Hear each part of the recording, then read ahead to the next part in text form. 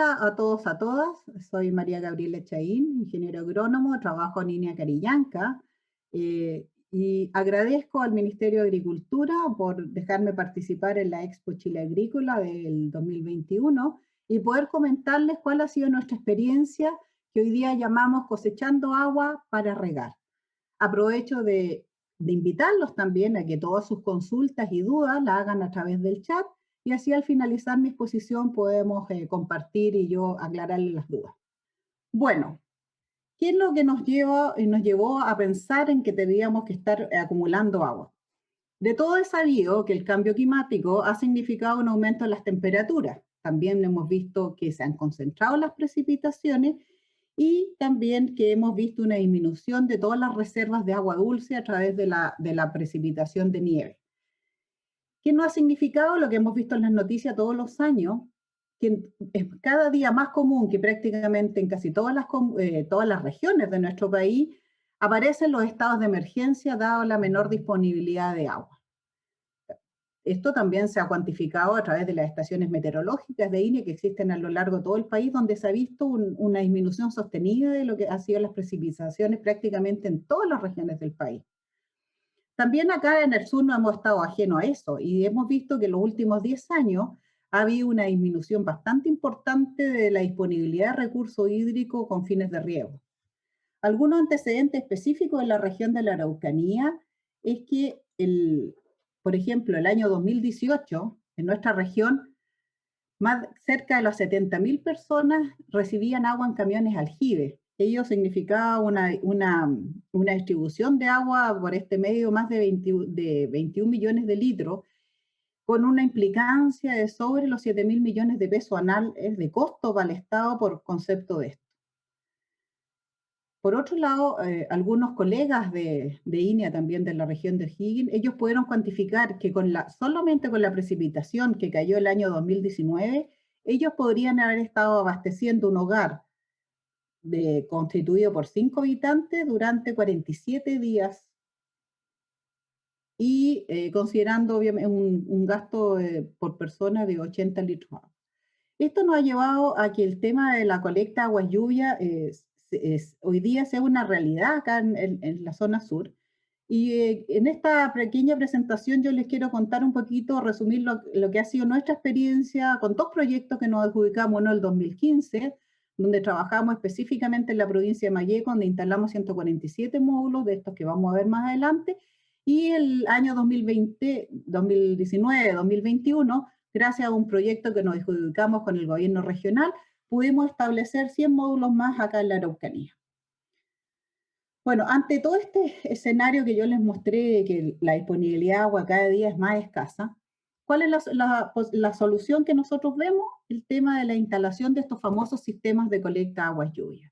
Y aquí podemos ver en la fotografía que el sistema es bastante sencillo. La verdad, lo que nosotros necesitamos básicamente techos, necesitamos una estructura de captura y de conducción de esta agua hacia algunos sistemas de acumular, que pueden ser estanques, sistemas flexibles, otro tipo de acumuladores, como lo veremos más adelante.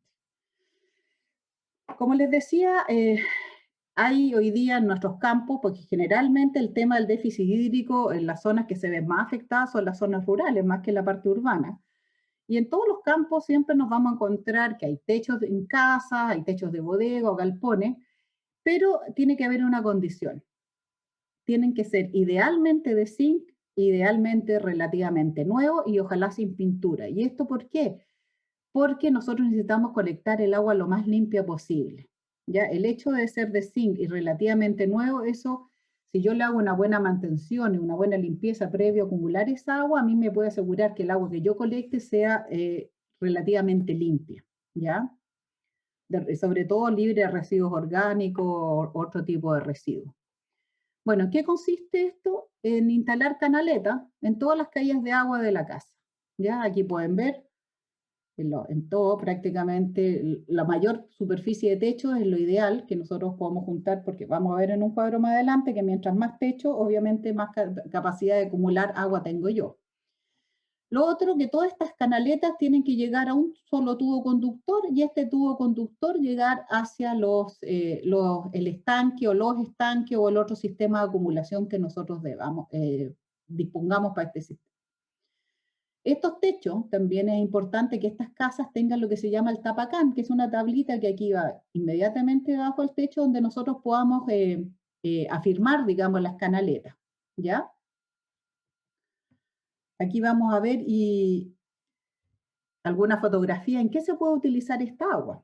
Hay que añadir, sí, que la cosecha agua-lluvia no nos va a superar el tema del déficit hídrico, solamente nos va a paliar un poco los efectos detrimentales que tiene el déficit hídrico, sobre todo para las familias campesinas.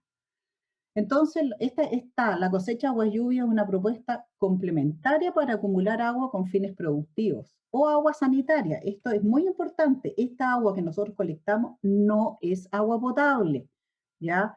No se puede beber, ¿ya? Esto está pensado en producir hortalizas, por ejemplo, bajo un invernadero, o de agua bebida. Aquí tenemos un bebedero que se estaba ocupando, esta era en la región del Biobío, que se ocupaba para las ovejas o para las gallinas, y este incluso era un bebedero que lo tenían para animales vacunos. Todo depende de la cantidad de agua que nosotros podamos acumular. Pero insisto, esta no es agua de bebida, pero sí puede ser agua, por ejemplo, que la dueña de casa o el dueño de casa destine para lavar su loza, para lavar su ropa, para regar sus plantitas, etc. Pero no es un agua para beberla, porque no está potabilizada. Bien, ¿cuánta es el agua que a mí me permite acumular este sistema? Eso depende básicamente de los techos, de la superficie de techo que yo tenga y también obviamente de la precipitación que caiga. Aquí yo les hice un cuadrito donde podemos ver, por ejemplo, que si tenemos una precipitación de 50 milímetros, que para nosotros acá en el sur no es nada raro que un día nos llueva 50 milímetros, podemos ver, si yo tengo una superficie de 30 metros cuadrados, un techo, digamos, de 30 metros cuadrados, yo puedo juntar 1.200 litros. Si yo aumento la superficie de techo, es decir, 40 metros cuadrados, 50 metros cuadrados, podemos ver que aumenta bastante importante el aumento en la cantidad de agua que yo puedo colectar. Hay que considerar que 1 milímetro de agua, ¿qué significa? Eso es 1 litro de agua que cayó en 1 metro cuadrado, ¿ya? Ahora, este cuadro fue hecho considerando una eficiencia de un 80%. ¿Qué quiero decir con esto? Que siempre va a haber una pérdida de agua por salpicadura o porque la canaleta se rebalsó, etc. Entonces nosotros consideramos solamente un 80% de eficiencia, es decir, que si 100 litros cayeron, yo solamente voy a colectar 80, los otros 20 yo los voy a perder. Algunos requerimientos de diseño de las casas o de las bodegas, etcétera, mínimos que debiéramos considerar para que este sistema sea exitoso. Es muy importante, ya, como les decía, el diseño de la casa. Aquí hay varios factores y a veces hay un impedimento. Por ejemplo, casas que tengan ampliaciones y que eso signifique un techo demasiado bajo. A mí me impediría, por ejemplo, instalar estos estanques acumuladores porque estos tienen una altura sobre 2 metros, 2 metros 20. Entonces tienen que ser techos que sean superior a esa altura para poder instalar el estanque después y para que por pendiente, por gravedad, digamos, baje el agua hacia los estanques acumuladores. Si fueran techos más bajos, ahí no me quedaría otra que instalar, por ejemplo, lo que llamamos nosotros los guateros, que son unos cisternas flexibles, que eso se ponen sobre la superficie del suelo, y eso la verdad que ahí no importaría tanto la altura del techo. Pero para estos estanques, que para nuestro gusto resultan más económicos que estos guateros gigantes, tienen que tener una cierta altura del techo, ¿ya? Entonces, a veces se requiere mejorar un poquito el diseño de la vivienda. Yo les comentaba poner el tapacán, a lo mejor ver el tema de las pendientes. Hay que tener cuidado con eso porque el agua tiene que correr, así que la canaleta tiene que quedar instalada con cierta pendiente. Importante instalar canaletas ojalá en todas las calles de agua, porque como ya les dije, mientras más superficie de captura yo tenga, mayor la cantidad de agua que yo puedo cosechar o captar, ¿ya? Y es muy importante también el tema de los soportes. Aquí pueden ver la canaleta en la fotografía inferior. Ahí está la canaleta y ahí está cómo está dispuesta sobre donde cae el agua que viene de este techo de zinc y donde cae en esta canaleta. Es que tiene que tener también unas fijaciones al tapacán, y esta fijación es muy importante a veces por el peso, uno no se lo imagina, pero juntan cuando hay una lluvia fuerte y se llenan de agua, es bastante el peso que acarrean, entonces esto nos obliga a hacer un muy buen sistema de sujeción de estas canaletas. Por eso nosotros recomendamos que cada 1,5 metros, nosotros le pongamos estos soportes de canaleta.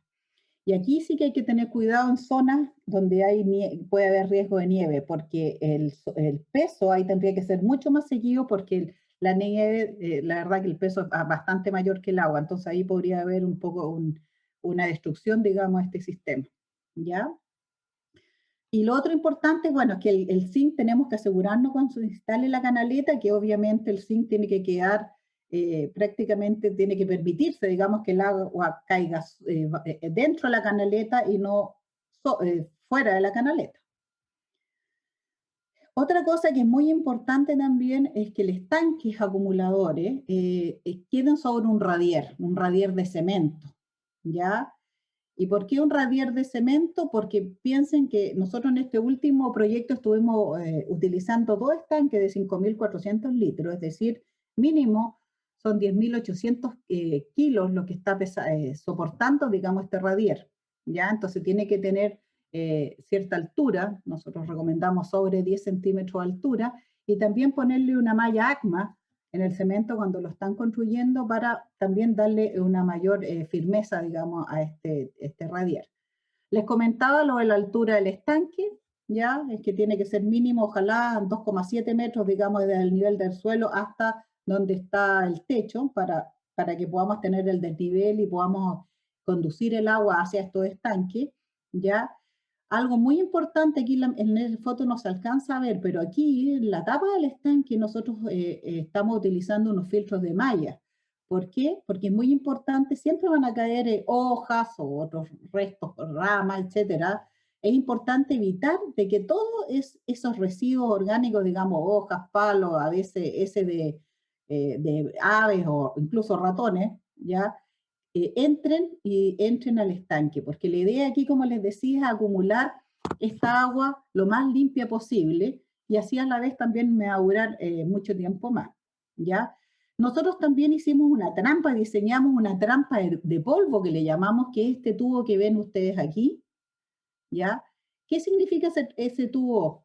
Significa que con la primera lluvia, sobre todo, por ejemplo, piensen ya en primavera, verano, que la frecuencia de lluvia no es tan importante, va a haber, si hay unos días sin lluvia, se puede acumular polvo en este estanque, en este techo. Entonces la idea es que toda la primera agua que caiga se lleve a este tubo, y aquí hay una llavecita. Entonces toda esta agua que limpia ese techo, que pudiera tener restos de tierra, aquí hay una llave, se abre y esa agua sale, digamos, y acarrearía todo el polvo que está en el techo. Esto también es una trampa de polvo que le llamamos, hay varios diseños, hay cada maestro, digamos, le ha hecho le ha puesto su tónica personal, digamos, para diseñar este atrapa polvo, ¿ya? Ahora, nosotros, nuestros módulos, en lo particular, fueron complementados con un invernadero. Nuestro fin último era que esa agua de riego que nosotros sacábamos de la lluvia, la aprovecháramos para la producción de hortalizas, pensando en una familia de 4 o 5 personas, pensando en autoconsumo principalmente, ¿ya? Y entonces se diseñó un invernadero de 4x10, de 40 metros cuadrados, con la idea de que esa agua que nosotros acumuláramos alcanzara para sostener una producción de hortalizas durante todo el año. Eso ha sido factible siempre y cuando los agricultores, como vamos a ver más adelante, siempre y cuando los agricultores manejen de buena forma el riego. Ahora, ¿qué requisitos tiene que tener este invernadero? Muy importante, que esté alejado de los árboles para evitar que den sombra, idealmente alejado de los caminos para que el polvo, digamos, no perjudique el desarrollo de los cultivos y no ensucie el invernadero. Tiene que tener un cierre perimetral. Nosotros le pedimos a los agricultores, porque aquí la idea es que no se metan ni las gallinas, ni los perros, ni los gatos, nada, que es muy común en el campo, porque aquí yo voy a estar produciendo mi alimento, ¿ya? Idealmente cercano a donde están estos estanques acumuladores de agua, para ahorrar un poco en material en conducir el agua, y también tenemos que disponerlo en sectores que sean relativamente altos, que no tengamos problemas de inundación en invierno, porque obviamente eso va a perjudicar todo lo que nosotros produzcamos dentro de él, en los meses de invierno.